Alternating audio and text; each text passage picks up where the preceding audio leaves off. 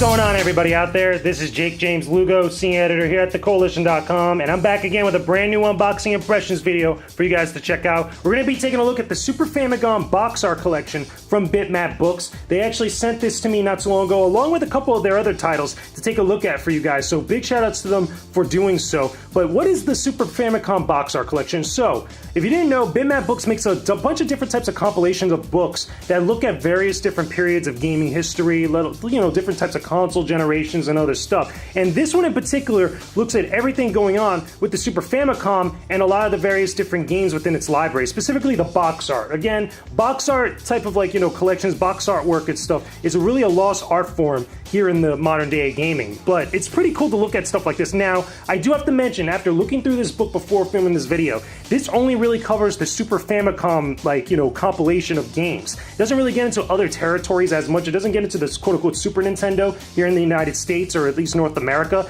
It's more focused on the European and the Japanese releases of these games, even though they are essentially the same exact platform. But a lot of the names and a lot of the different variations of the box art are more specifically to the Super Famicom side of things. So less SNES, more Famicom stuff. So anyway, let's take a look at this, and I'll show you guys exactly what I'm talking about. Again, opening it up, a very high quality made book. Again, feeling this compared to some of the other books I've looked at, again, it just feels very good. It does not feel cheap, let me put it that way. When you get a book like this, you're getting something that's really well made. So anyway, a lot of the colors very similar to the Super Famicom, a lot of artwork that's kind of more more in line with that type of skew, as you guys can see here. It's not too wordy as far as the book when you're looking at different elements of the different box art and stuff. There is paragraphs like you saw here. There was a couple forwards and stuff that you could look through, and a lot of different people that are big collectors and other people that really love the Super Famicom as a platform really have a lot of stuff to say, and you could definitely read through that. But we're not going to look at that here. We're going to look at more of the visual material. As you can see, a lot of great stuff to look at. Again, a little bit more words and stuff. But now we start getting into the box art. So a lot of the games are very similar between regions, but there are a lot of games that never came here to the United States or never came here to North America. But the ones that did, though, have variations in some of the box art and the look of the overall boxes for the Super Famicom and the Super Nintendo. So you have stuff like ActRaiser, which looks pretty freaking cool. A lot of people say it's a very big classic on the platform. Same thing with ActRaiser 2. Super Castlevania 4 was just Akumaju Dracula, which is just Castlevania in of itself. But look at this box art compared to the one that we got. This is really cool. I wish I would have gotten this here in the United States, because this is pretty damn dope. But it's basically a remake of the original Castlevania. It just looks better. And as we continue to go on, we start to see other variations. Like this artwork right here is for Dracula X Chronicles for Castlevania. This is a completely, well, let me put it in the camera. This is a completely different look compared to the one that we got here in the United States for the SNES. But I think it looks pretty cool. It's a little bit more anime than anything else compared to the one that we got, even though that is a little bit anime in of itself. But still, you guys could see some of the variations that we get with a lot of this box art. Again, we still keep going here, just kind of speed things along, and I'll kind of stop at some of these classics as we pass them. There's a lot of games, like I mentioned, that just did not come here, like, was it Bastard? This is based on the manga and the anime. Never came into the States. Here's a perfect example. Batman Returns. Batman Returns, based on the movie by Tim Burton. Different type of box art here in I believe this is just Japan, compared to what we got in the United States, which used actual shots of the movie. So big variations like that, but it's pretty cool seeing all the different stuff. Now, if you're talking about words, as far as the descriptions that you guys are seeing here in the book, like I mentioned before, they're not too wordy. They do give a little bit of history and context of what the games actually are. I do appreciate that. I think that's really good, especially since we don't see any gameplay screenshots, which I would have loved to have seen maybe an extra page for certain games, like some of the bigger games on the Super Famicom. Give me a screenshot or even just a shot of the back of the box, which is something that this book does not do. It only does the box art on the front, but I would have loved to see the backside section of a lot of these boxes. I know that sounds a little weird, but the back actual box art for these boxes here, it would have been cool to see that, which I'm pretty sure it's screenshots of the game, maybe a couple of the descriptions and stuff, but little details like that. It's very nitpicky, I understand, but if we're just gonna look at the front on this for all the boxes, then I think it's totally fine. But that's just a little bit of me being nitpicky. So we're continuing to go. We're seeing a lot more of these box arts from the Super Famicom. A lot of more realistic art compared to what we got here in the United States, or at least, in later platforms after the SNES. Check it out. This is the original box art for Chrono Trigger in Japan, I believe it is, or at least in Japan and Europe, I'm pretty sure. But I remember this being the box art for here in the United States. I could be wrong on that one. I have to double check. It's been years since I've seen it. But anyway, let's continue going. Here's another one that's a big variation that you guys don't hardly ever see, because this is actually Super Ghouls and Ghosts, but I feel like this one is a lot more crazier compared to the one that we got, which looks nothing like the actual character from the game series. It doesn't look anything like Arthur, it just looks a little bit more generic. But this one is a little bit more crazier.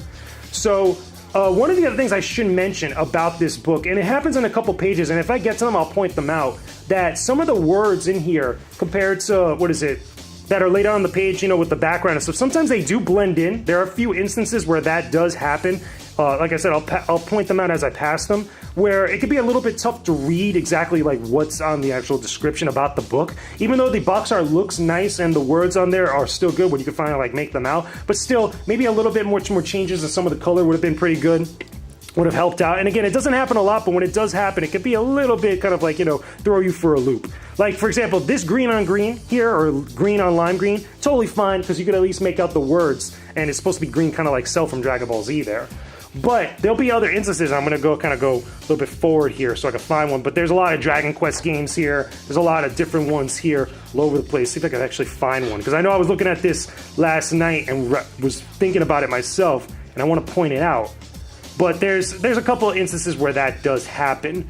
But anyway, the library of games here completely, it's fully covered with the entire library of the SNES or the Super Famicom. There's a lot of different, box arts for games that you probably have never seen before. If you're someone that fancies, they're a fan of like the SNES or just overall most games that are on the Nintendo platform, this I think is a really good addition to your collection. I think that'll be kind of cool. Let me see if I can go a little bit further here, because I'm trying to find this thing. But is it a must-own for SNES collectors? I think that this is a luxury pickup. I think that this is pretty good. Oh, no, not this one. Where is it? I know it's around here someplace. What is it? It's this is a luxury pickup for people that love the SNES and the Super Famicom. Like, here, perfect example. Like, even though there is a little bit kind of like difference in the pages, okay, it's purple on purple, I would have loved this to be a little bit more brighter, or even just white. You know, instances like this, especially when you're reading in the evening and stuff, can a little bit blend together like that. And you could even argue with this here, but this isn't so bad as much as like this. And even so, you know, it's just little nitpicky things like that that I feel like would have made the book and some of the pages overall a lot better.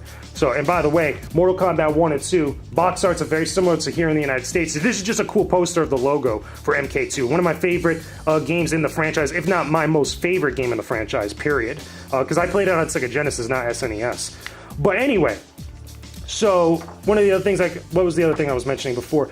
Yeah, but this covers the entirety of the library of the Super Famicom. There's a lot of great stuff in here. So it's a luxury pickup for anybody that's a fan of the platform. If you just want to kind of like grow your collection with something interesting and different, you could pick this up, but I don't think it's a must-own. I know there's another book that I have to look at from Bitmap Books that covers more of the SNES and the Super Famicom, where it kind of gets in more into the games and it's a little bit built differently. So that one might change my opinion about this, but still, as far as what I could see here now, this is just looking at the box arts, and it's more, again, just, you know, allows you to really kind of admire and really appreciate a lot of the work and a lot of the love that went into making some of the promo material for most of these games. But it's not a must-own. I don't think it's a must-own on here. It's a luxury pickup. It's a bonus item. Let me put it this way. This is like extra credit. If you're a big Super Famicom fan, this is extra credit pickup for your collection. But does that make this any bad, or does this make this like any worse? You know, if you do pick it up, or if you actually add it to your collection, not one bit whatsoever. I feel like this is still a cool book overall that has a lot of great stuff to look at. Like I mentioned, not too wordy, not too crazy with the information, but it's still more of a visual book than anything else. So overall, those are my opinions about the Super Famicom box art visual compilation here. I'm just kind of going to go through all this stuff. Look at this box art, man, from Star Fox. Classic. This is, I believe, is the same as the one on the SNES here in North America, but still, just looking at it, that's a cool poster. I can imagine this on like a large poster. It just looks great. So anyway, here's the Street Fighter 2 ones. Now, I will say, there is a couple I think that are missing, if I'm not mistaken. I think there was Street Fighter 2, there was also Super Street Fighter 2, the New Challengers, which I believe was here in the United States, but I don't think we got one in here besides these two, because this is Turbo Hyper Fighting, but I don't think it's the same, same thing. And then there's Street Fighter 2 Zero, because Again, there's a lot of Street Fighters that were released on most of these platforms in the 90s. Here's another one. Here's a big variation for Donkey Kong Country. It was just known as Super Donkey Kong in Japan and Europe. So that's pretty interesting. And the same thing, Donkey Kong 2 and Donkey Kong 3, or Super Donkey Kong 2 and 3, I should say. But that's basically Donkey Kong Country. So anyway, just gonna kind of like, ride off to the end of this actual book here. Again, a lot of different stuff. Super Mario RPG, Super Mario All-Stars, Super Mario World, a lot of, classics on this platform. So anyway, that's gonna do it for this book here. That's my overall opinions about Bitmap Books Super Famicom box art collection. Solid book, very well designed, very cool to look at. Not an immediate pickup, not a must-own, but definitely a good piece of like bonus to like your collection and stuff. But anyway, that's just my thoughts on this book. Let me know what you guys think in the comment section down below. If you guys enjoyed this unboxing video, or if you have some memories about the SNES or the Super Famicom, put in the comment section down below. Don't forget to leave a like on this video, and also, of course, subscribe to the Koalition's YouTube channel for all our videos just like this one, our other podcast shows, interviews, gameplay videos, and a whole bunch of other great stuff that I know you guys are going to love. That being said, I will talk to all of you again very soon. Peace out, and stay epic, everybody.